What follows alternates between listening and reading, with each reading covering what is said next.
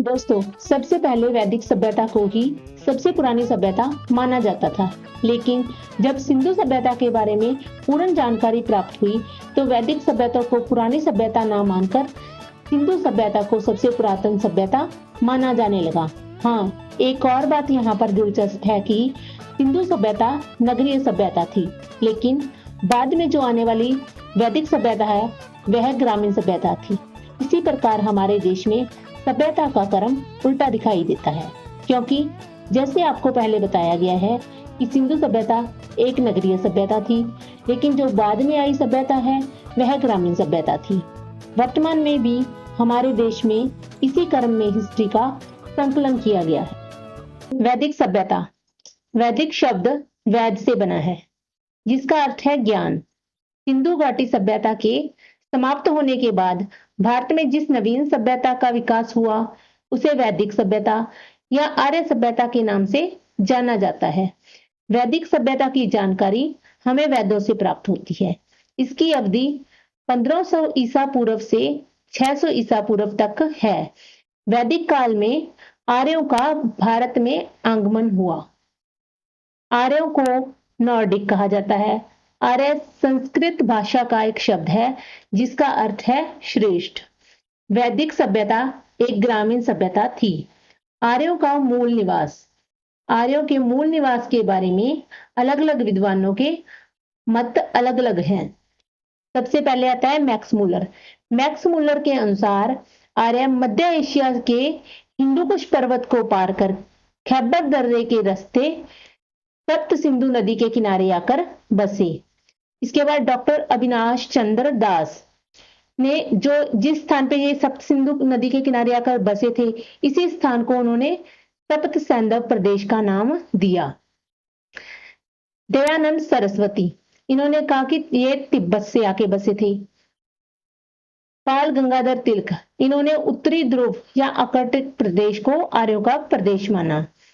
आगे है डॉक्टर संपूर्णानंद, इन्होंने कहा कि आल्पस पर्वत यहाँ यूरेशिया से आके बसे थे। एल.डी. कंत ने जम्मू कश्मीर को माना। गंगनाथ झा, राशि प्रदेश, गंगा यमुना के बीच का दोआब क्षेत्र। सप्त सिंधु प्रदेश को ब्रह्मव्रत कहते हैं। हिमाचल से विंध्याचल तक के क्षेत्र को आर्यव्रत कहते हैं, को आर्यों का मूल निवास स्थान माना। वैदिक सभ्यता दो भागों में बटी हुई थी। एक ऋग्वैदिक काल और दूसरी थी उत्तर वैदिक काल। ऋग्वैदिक काल को हम पूर्व वैदिक काल भी कहते हैं। इसकी अवधि 1500 से 1000 ईसा पूर्व तक थी। उत्तर वैदिक काल 1000 ईसा पूर्व से 600 ईसा पूर्व तक था। वैदिक काल की जानकारी हमें वेदों से प्राप्त होती है। ऋग्वैदिक काल की जानकारी हमें ऋग्वेद से और उत्तर वैदिक काल की जानकारी हमें यजुर्वेद, अथर्ववेद और सामवेद से प्राप्त होती है। आगे हम बात करते हैं ऋग्वेद की। ऋग्वेद सबसे प्राचीन वेद था, उसे सबसे बड़ा वेद भी कहा जाता है। इसमें 10 मंडल, 1028 मंत्र जिसे सूक्त भी कहते हैं, 10,462 रचाएं हैं। मूल मंत्रों की संख्या 10,580 है। इसमें से 118 मंत्र दोहराए गए हैं, तो मूल मंत्रों की संख्या 10,462 है। ऋग्वेद के रचयिता महर्षि वेदव्यास हैं और इसके संकलनकर्ता कृष्ण देवोपायन। ऋग्वेद के तीसरे मंडल में गायत्री मंत्र का वर्णन है, जो कि विश्वामित्र द्वारा लिखा गया है। ऋग्वेद के 7वें मंडल में दशराज युद्ध का उल्लेख हुआ है, जो कि पारुष्णी नदी के किनारे हुआ था। ऋग्वेद का 9वां मंडल सोम देवता को समर्पित है। आरंभ में ऋग्वेद में 2 से 8 तक मंडल लिए गए थे, लेकिन बाद में इसमें पहला और 10वां मंडल भी जोड़ दिए गए। ऋग्वेद में स्त्रोत प्रार्थनाओं का वर्णन है। ऋग्वेद की सबसे पवित्र नदी सरस्वती नदी को माना जाता है। ऋग्वेद का उपवेद आयुर्वेद है। ऋग्वेद गाने वाले को रोत कहते हैं। ऋग्वेद के 10वें मंडल में पुरुष सूक्त का वर्णन है, जिसमें वर्ण व्यवस्था का वर्णन है। वर्ण व्यवस्था 4 भागों में बटी हुई थी उस टाइम: ब्राह्मण, क्षत्रिय, वैश्य, शूद्र। वर्ण व्यवस्था कर्म पर आधारित थी। ऋग्वेद में गंगा का 1 बार उल्लेख हुआ है, यमुना का 3 बार हुआ है और सिंधु नदी का सबसे ज्यादा बार उल्लेख हुआ है। ऋग्वेद में गाय को अगन्य की श्रेणी में रखा गया है। अगन्य का अर्थ है जो पशु मारा नहीं जा सकता। सामवेद, सामवेद है जो संगीत से संबंधित प्रथम ग्रंथ है। साम का शाब्दिक अर्थ है गान। इसे भारतीय संगीत का जनक कहा जाता है। सामवेद में संगीतमय स्रोत का वर्णन मिलता है। सामवेद के उपवेद का नाम गंधर्व वेद है। इसे गाने वाले को उद्गाता कहा जाता है। सामवेद में कुल 1810 रचनाएं हैं। इनमें से अधिकांश ऋग्वैदिक रचनाओं की पुनरावृत्ति है। मात्र 78 रचनाएं ही नई और मौलिक है। सामवेद 3 शाखाओं में विभक्त था। एक था कोथुम, रावणीय, जैमिनीय। आगे है यजुर्वेद। यजुर्वेद में यज्ञ के नियमों और विधि विधानों का संकलन है। इसमें बलिदान विधि का भी वर्णन होता है। यजुर्वेद में गद्य और पद्य दोनों तरह की रचनाएं हैं, इसलिए इसे गद्य और पद्य का वेद भी कहा जाता है। यजुर्वेद के उपवेद का नाम धनुर्वेद है। इसे गाने वाले को अथर्वयु कहा जाता है। यजुर्वेद के 2 भाग हैं, कृष्ण यजुर्वेद, शुक्ल यजुर्वेद। आगे है अथर्ववेद। अथर्ववेद को सबसे बाद का वेद भी कहा जाता है। अथर्ववेद अथर्वा ऋषि द्वारा रचित है।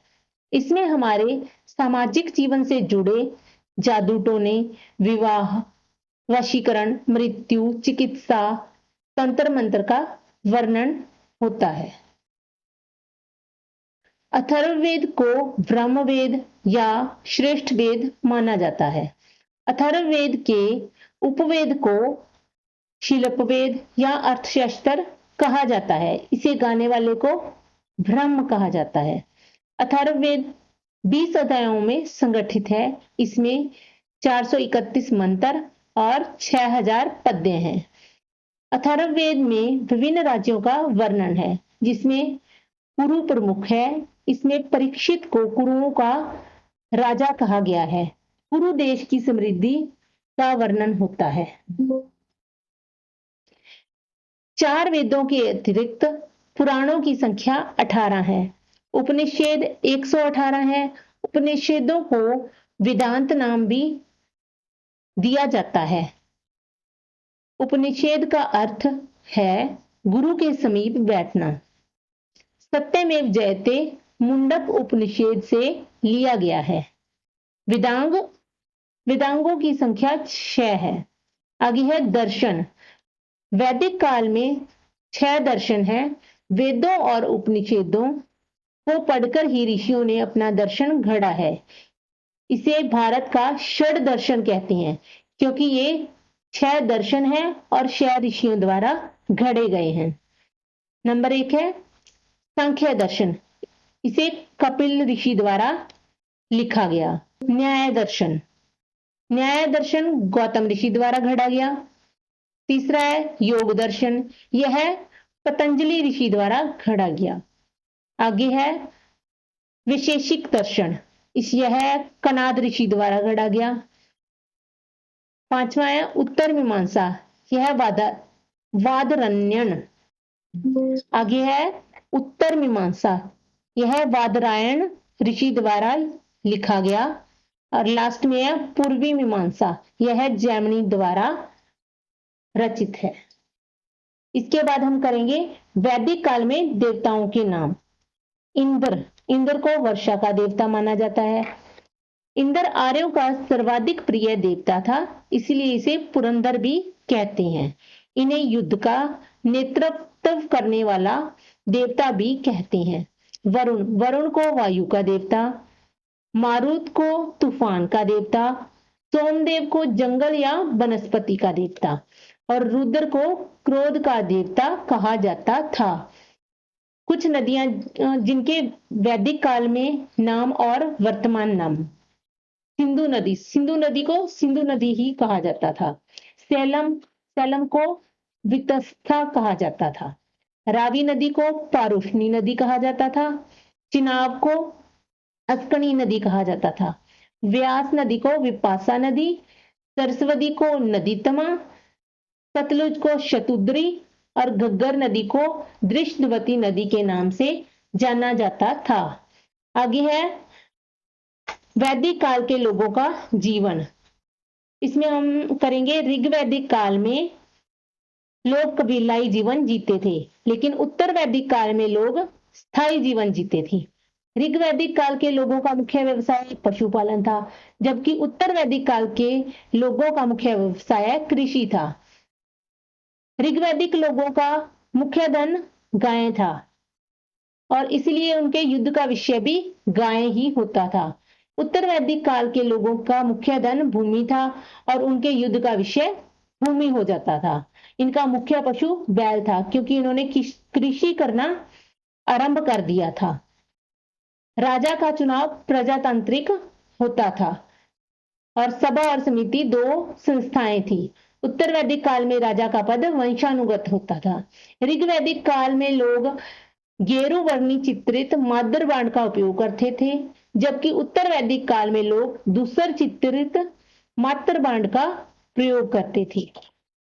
ऋग्वैदिक काल में एकमात्र बुराई थी कि नियोग प्रथा, जिसमें किसी भी स्त्री को संतान न होने पर उसका किसी और के साथ संबंध जोड़ दिया जाता था। उत्तर वैदिक काल में बहुपत्नी प्रथा प्रचलित थी। वैदिक काल में भौगोलिक स्थिति। ऋग्वैदिक काल में लोग पाकिस्तान, अफगानिस्तान, पंजाब, जम्मू, कश्मीर, हरियाणा, उत्तरी राजस्थान, पश्चिमी उत्तर प्रदेश के इलाकों में रहते थे, जिसे क्या बोलते थे? सप्त सैंधव प्रदेश। जबकि उत्तर वैदिक काल में लोग गंगा यमुना के दोआब क्षेत्र, मध्य देश में पश्चिमी हिमालय, विंध्याचल के बीच के इलाका और बिहार के गंडक नदी के किनारे तक रहते थे और इसे भ्रश्री प्रदेश कहते हैं।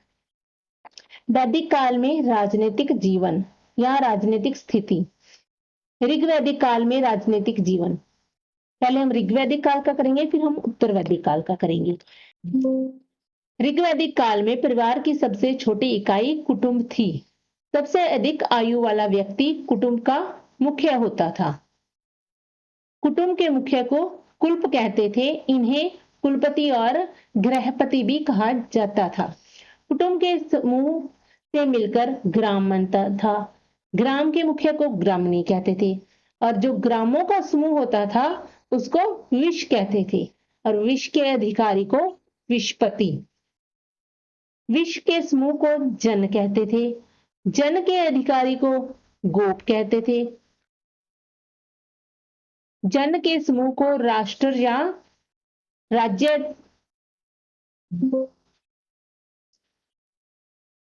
विश के समूह को जन कहते थे। जन के अधिकारी को गोप कहते थे।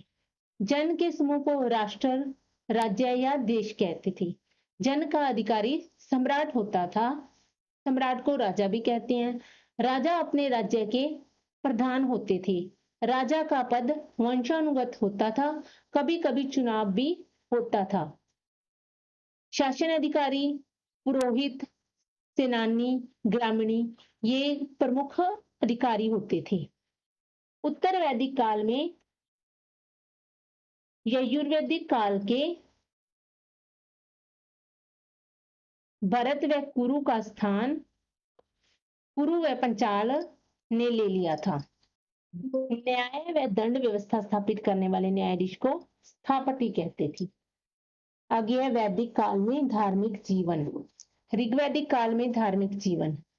ऋग्वैदिक काल के लोग विभिन्न देवी देवताओं की उपासना करते थे, जिसका उल्लेख हमें वेदों से मिलता है।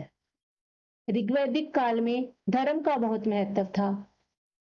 ऋग्वैदिक काल में धर्म का बहुत महत्व था। ऋग्वेद में पुरुष देवताओं की प्रधानता थी। ऋग्वैदिक काल में सामाजिक व आर्थिक जीवन की तुलना में धार्मिक जीवन बहुत जटिल था। ऋग्वैदिक काल में यज्ञ और पूजा का स्थान बहुत ही महत्वपूर्ण था। इस काल में पुरोहितों को महत्वपूर्ण स्थान प्राप्त था और ये पुरोहित यज्ञ के लिए अवश्य माने जाते थे। उनके बिना कोई पूजा और यज्ञ करना संभव नहीं था। ऋग्वैदिक काल से हमें पता चलता है कि कुल 33 देवताओं का अस्तित्व था। ऋग्वैदिक काल के लोग स्वर्ग व नरक में नहीं मानते थे और लेकिन वो ऐसा मानते थे कि एक ऐसा स्थान है यहाँ पर लोगों को उसके अच्छे कामों के लिए इनाम मिलते हैं और एक ऐसा स्थान भी है यहाँ पर लोगों को अपने बुरे कामों के लिए दंड भोगना पड़ता है। मूर्ति पूजा करना वर्जित था। आगे उत्तर वैदिक काल में जो धार्मिक जीवन था उसमें ऋग्वैदिक काल में आर्यों का धार्मिक जीवन बहुत ही सरल था, लेकिन उत्तर वैदिक काल में आर्यों का जीवन ऋग्वैदिक काल की तुलना में बहुत ज्यादा कठिन था। धार्मिक कर्म कांडों का विस्तार हो चुका था। उत्तर वैदिक काल में यज्ञ का महत्व पहले से भी ज्यादा बढ़ गया था। इस काल में यज्ञ बहुत अधिक जटिल और खर्चीले हो गए थे कि साधारण जनता द्वारा यज्ञ करवा पाना कठिन हो गया। इस समय अंधविश्वास और आडंबरों में वृद्धि हुई। लोग तंत्र मंत्र, जादू टोना, वशीकरण में विश्वास करने लगे थे।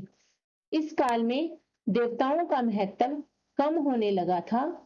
उत्तर वैदिक काल में इंद्र की बजाय प्रजापति को सर्वाधिक प्रिय देवता माना जाने लगा था। वैदिक काल में सामाजिक स्थिति। ऋग्वैदिक काल में परिवार पितृसत्तात्मक होता था और संयुक्त परिवार प्रथा प्रचलित थी। उत्तर वैदिक काल में भी परिवार पितृ प्रधान यानी पिता प्रधान होता था, संयुक्त परिवार होता था और परिवार के मुखिया का परिवार पर नियंत्रण था। विवाह व स्त्रियों की दशा। ऋग्वैदिक काल में एक पत्नी प्रथा प्रचलित थी और पत्नियों को गृह स्वामिनी का दर्जा दिया जाता था। उस समय प्रदा प्रथा प्रचलित नहीं थी। जबकि उत्तर वैदिक काल में स्त्रियों की दशा में गिरावट आई और उस समय 8 प्रकार के विवाह प्रचलित थे। स्त्रियों की धार्मिक व सामाजिक कार्य में भाग लेती थी। ऋग्वैदिक काल में जो स्त्रियां थी वो धार्मिक और सामाजिक कार्यों में भाग लेती थी, जैसे कि विषधरा, अपाला, घोषा, ये इसके उदाहरण हैं। और उत्तर वैदिक काल में स्त्रियां धार्मिक कार्यों अनुष्ठानों में भाग नहीं ले सकती थी, लेकिन वो शिक्षा प्राप्त कर सकती थी, जैसे गार्गी और मैथिली इसके उदाहरण है। वर्ण व्यवस्था। ऋग्वैदिक काल में वर्ण व्यवस्था कर्म पर आधारित थी, जबकि उत्तर वैदिक काल में जन्म पर आधारित थी। भोजन। भोजन में ये लोग मक्खन, दही, घी, मट्ठा ये सब खाते थे और उत्तर वैदिक काल के लोग भी मक्खन, दही, घी और मट्ठा खाते थे। वस्त्र। पास व अधिवास स्त्री व पुरुष दोनों आभूषण पहनते थे। उत्तर वैदिक काल में सूती ऊनी वस्त्र व रेशमी वस्त्र पहनते थे। उत्तर वैदिक काल में स्त्री व पुरुष अलग अलग तरह के आभूषण पहनते थे। आवास। ऋग्वैदिक काल में लोग साधारण मकान, मिट्टी व बांस के बने हुए घरों में रहते थे। मनोरंजन। ऋग्वैदिक काल में शिकार, नाचना गाना, बाजों का खेल ये उनके मनोरंजन के प्रमुख साधन थे और उत्तर वैदिक काल में लोग नृत्य, संगीत, जुआ व रथ दौड़ करके अपना मनोरंजन करते थे। औषधियों का ज्ञान। ऋग्वैदिक काल के लोगों को जड़ी बूटियों का ज्ञान था। शिक्षा। ऋग्वैदिक काल के लोग धार्मिक और साहित्यिक शिक्षा ग्रहण करते थे, जबकि उत्तर वैदिक काल में शारीरिक और मानसिक विकास पर विशेष रूप से ध्यान दिया जाता था। आगे है वैदिक सभ्यता का आर्थिक जीवन। इसमें ऋग्वैदिक काल में जो आर्थिक जीवन था, पहले इसके बारे में बात करते हैं। ऋग्वैदिक काल में गाय, घोड़ा, बैल, भैंस, भेड़, बकरी, कुत्ता, गधा आदि पाले जाते थे। पशुओं में गाय का स्थान सर्वोच्च था। ऐसा माना जाता था कि ऋग्वैदिक काल के लोग पशुचारक थे, लेकिन ऋग्वैदिक काल के अंतिम चरण में लोग खेती भी करने लगे थे। ऋग्वैदिक आर्य बैलों से खेती करने लगे थे। जुते हुए खेत उर्वरा कहलाते थे। ऋग्वैदिक काल में पशुपालन की तुलना में कृषि का महत्व बहुत कम था। ऋग्वैदिक आर्य व्यापार मुख्यतः वस्तु विनिमय द्वारा करते थे। विनिमय का माध्यम गायें होती थी, आखेट, शिकार करना, लघु उद्योग, कपड़ा बुनना, ये उनके प्रमुख व्यवसाय थी। व्यापार करने वाले को पणी कहते थे। आगे है उत्तर वैदिक काल में आर्थिक जीवन।